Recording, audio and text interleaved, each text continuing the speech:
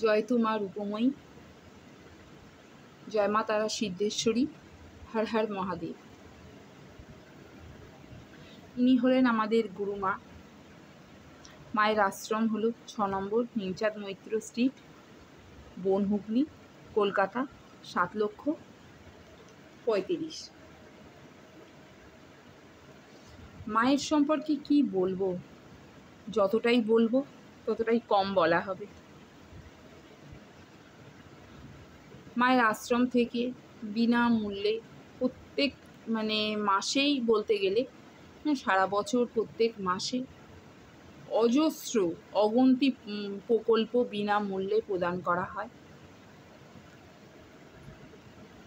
একটি পয়সাও মায়ের আশ্রম থেকে নেওয়া হয় না প্রকল্পগুলো দেওয়ার মূল্য হিসেবে। মায়ের দৈব ওষুধের গুণাবলীর কথা তো বলে শেষ করা যাবে না।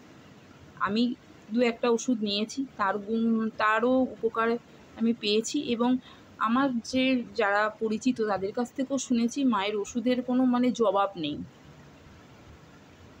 সব কিছু তো বলে বোঝানো যাবে না, কিছু জিনিস আছে যেগুলো এক্সপ্লেন করা যায় না, ব্যাখ্যা করা যায় না। মায়ের মিরাক্কেল নম্বরটা হচ্ছে ঠিক সেরকমই।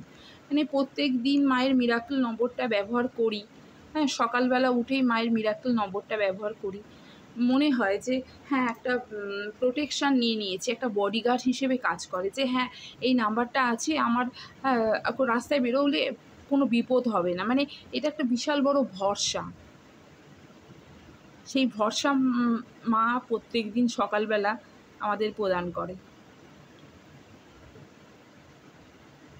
প্রতিদিন সকালবেলা উঠেই মায়ের মিরাক্কেল নম্বরটা না লিখতে পারলে মনটা কীরকম হয়, যে কিছু খারাপ হবে না তো, কিছু খারাপ হবে না তো। বডিগার্ড হিসেবে মায়ের মিরাক্কেল নম্বরটা কাজ করে।